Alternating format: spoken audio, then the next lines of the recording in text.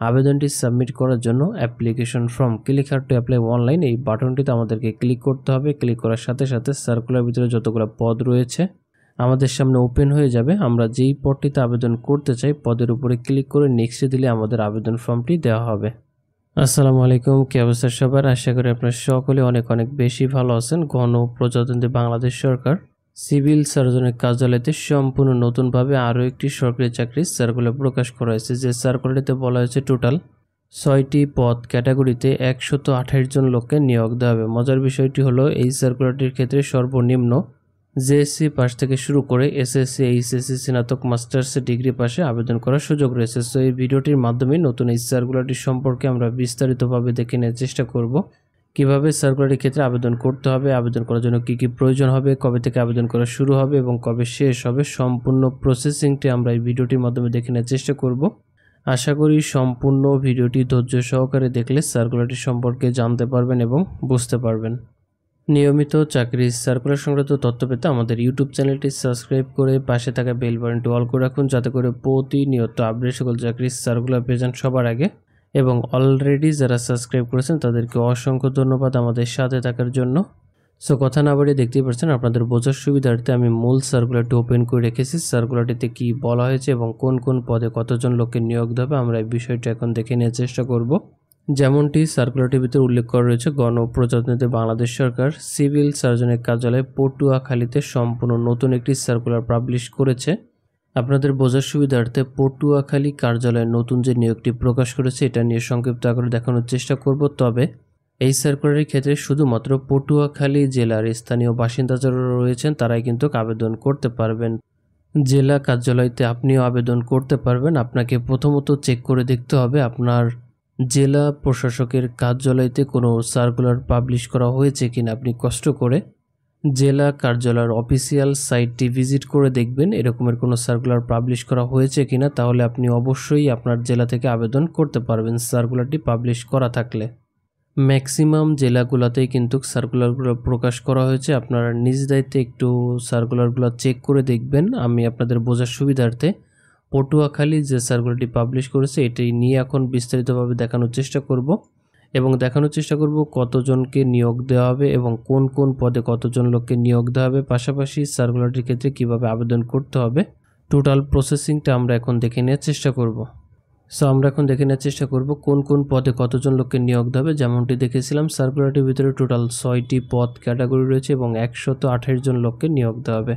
6 নম্বর রয়েছে ড্রাইভার পদ, যেখানে 3 জন লোককে নিয়োগ দেওয়া হবে। 16তম গ্রেডে 9,300 টাকা থেকে 22,490 টাকা পর্যন্ত বেতন প্রদান করা হবে। শিক্ষাগত যোগ্যতা হিসাবে 8ম শ্রেণীর সমমানে পাশ করে থাকলে আবেদন করতে পারবেন। বাংলাদেশ সড়ক পরিবহন কর্তৃপক্ষ বিআরটিএ কর্তৃক হালকা গাড়ি চালানোর বৈধ ড্রাইভিং লাইসেন্স থাকতে হবে এবং অভিজ্ঞতা সম্পন্ন চালকগণদেরকে অগ্রাধিকার দেওয়া হবে। এই সার্কুলারটির ক্ষেত্রে বা এই পদের ক্ষেত্রে আপনার যদি অভিজ্ঞতা নাও থাকে তাহলে কিন্তু আপনি আবেদন করতে পারবেন শুধুমাত্র জেএসসি সমমানের সার্টিফিকেট থাকলে। তারপরে 5 নম্বর রয়েছে স্বাস্থ্য সহকারী, একটি মাত্র পদে 108 জন লোককে নিয়োগ দেওয়া হবে।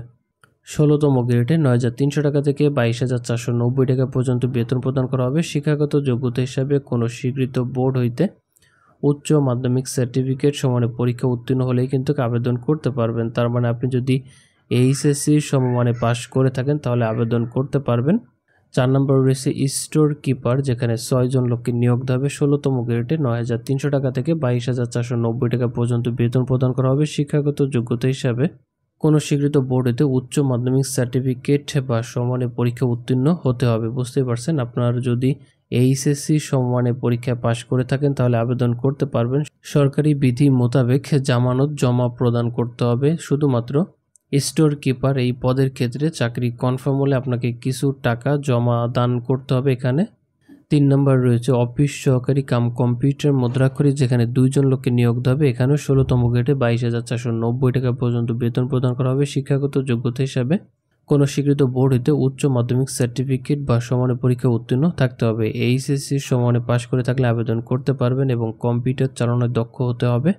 পাশাপাশি টাইপিংয়ে গতি প্রতি মিনিটে বাংলায় 20 শব্দ এবং ইংরেজিতে প্রতি মিনিটে ন্যূনতম 20 শব্দের গতি থাকতে হবে, তাহলে কিন্তু আবেদন করতে পারবেন। 2 নম্বর রয়েছে পরিসংখ্যানবিদ, 2 জন লোককে নিয়োগ দেওয়া হবে। 14তম গ্রেডে 10,200 টাকা থেকে 24,680 টাকা পর্যন্ত বেতন প্রদান করা হবে। শিক্ষাগত যোগ্যতা হিসাবে কোনো স্বীকৃত বিশ্ববিদ্যালয় হইতে পরিসংখ্যান, গণিত, অর্থনীতি বিষয়ে স্নাতক বা সমানের ডিগ্রি উত্তীর্ণ হলেই কিন্তু আবেদন করতে পারবেন। কম্পিউটার চালানোর দক্ষতা এবং অভিজ্ঞতা থাকতে হবে। এবং সর্বশেষ 1 নম্বর রয়েছে কম্পিউটার অপারেটর, যেখানে 3 জন লোককে নিয়োগ দেওয়া হবে। 13তম গ্রেডে 11,000 টাকা থেকে শুরু করে 26,590 টাকা পর্যন্ত বেতন প্রদান করা হবে। শিক্ষাগত যোগ্যতা হিসাবে কোনো স্বীকৃত বিশ্ববিদ্যালয় হইতে বিজ্ঞান বিভাগ হইতে স্নাতক ডিগ্রি কমপ্লিট করা থাকতে হবে। কম্পিউটার মুদ্রাক্ষরে প্রতি মিনিটে বাংলায় 25 শব্দ, ইংরেজিতে 30 শব্দ সহ সংশ্লিষ্ট বিষয়ে টেস্টে উত্তীর্ণ থাকতে হবে, তাহলে কিন্তু আবেদন করতে পারবেন। আবেদনকারীকে সম্পূর্ণ আবেদনটি অনলাইনের মাধ্যমে সাবমিট করতে হবে। এখানে উল্লেখ করা রয়েছে 23শে জুন 2025 তারিখ সকাল 10টা থেকে আবেদন করা শুরু হয়েছে এবং আবেদন সাবমিট করার লাস্ট ডেট 14ই জুলাই 2025 তারিখ বিকাল 5টা পর্যন্ত সময় দেওয়া আমাদেরকে অনলাইনের মাধ্যমে আবেদনটি সাবমিট করার জন্য। কিভাবে আবেদনটি সাবমিট করবেন বা কিভাবে আপনার নিজের আবেদনটি নিজে সাবমিট করবেন, এই প্রসেসিংটা আমরা এই ভিডিওটির শেষে দেখে নেওয়ার চেষ্টা করব। আবেদনটি সাবমিট করার আগে দেখে নিব সার্কুলারটির ক্ষেত্রে কত টাকা আমাদেরকে ফি জমা দিতে হবে। যেমনটি এখানে উল্লেখ করা রয়েছে 1 নম্বর থেকে শুরু করে 6 নম্বর পদের ভিতরে যেটাতেই আপনি আবেদন করেন না কেন সেই পদের জন্য 112 টাকা টেলিটক প্রিপেড সিমের মাধ্যমে আবেদনটি সাবমিট করার 72 ঘন্টার ভিতরে এই পেমেন্টটি কমপ্লিট করে ফেলতে হবে। সার্কুলারটির ভিতরে 2টি SMS ফরম্যাট সাজানো রয়েছে। এই SMS ফরম্যাট 2টি ফলো করে আপনার নিজের পেমেন্টটি নিজেই কমপ্লিট করে ফেলতে পারবেন। সো চলুন দেখে নেওয়া যাক কীভাবে আমাদের আবেদনটি নিজেরাই সাবমিট করব। এই প্রসেসিংটা আমরা এখন দেখে নেওয়ার চেষ্টা করব। অনলাইনের মাধ্যমে আবেদনটি সাবমিট করার জন্য প্রথমত আমাদেরকে এই পেজটিতে আসতে হবে। এখানে আসার জন্য আপনি চলে যাবেন আমাদের ভিডিও ডিসক্রিপশন বক্সে, সেখানে লিঙ্ক দেওয়া রয়েছে।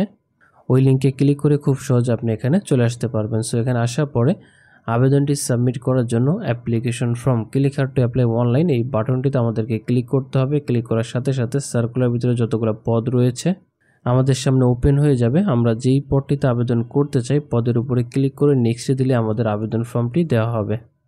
সো দেখতেই পাচ্ছেন আমাদের আবেদন ফর্মটি চলে আসছে। আবেদন ফর্মটি আমাদেরকে ফুলফিলভাবে নির্ভুলভাবে সার্টিফিকেটের সাথে মিল রেখে পূরণ করে তারপরে সাবমিট করতে হবে। এবং আবেদনটি সাবমিট করার পরে আমরা যদি আমাদের পেমেন্টটি কমপ্লিট করে দিই তাহলে আমাদের আবেদনটি সম্পূর্ণরূপে সাবমিট করা হয়ে যাবে। সো আশা করি আপনি আপনার আবেদনটি এবং পেমেন্টটি খুব সহজেই কমপ্লিট করতে পারবেন।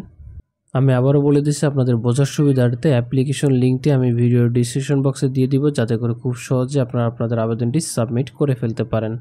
সো আশা করি আপনার আবেদনটি এবং পেমেন্টটি আপনারা নিজেরাই কমপ্লিট করতে পারবেন। আর যদি কোনো প্রবলেম হয় কমেন্ট করে জানাবেন, সমাধান করতে চেষ্টা করব। ভিডিওটি এখানে শেষ করছি। ভালো লাগলে অবশ্যই এটা লাইক করে দিবেন আর চ্যানেলে নতুন হলে সাবস্ক্রাইব করে রাখবেন। প্রতিনিয়ত আপডেট সকল চাকরির সার্কুলার পেতে আবারও ফিরে আসবো নতুন কোনো চাকরির নিউজ নিয়ে। তত সময় ভালো থাকবেন। আল্লাহ হাফেজ।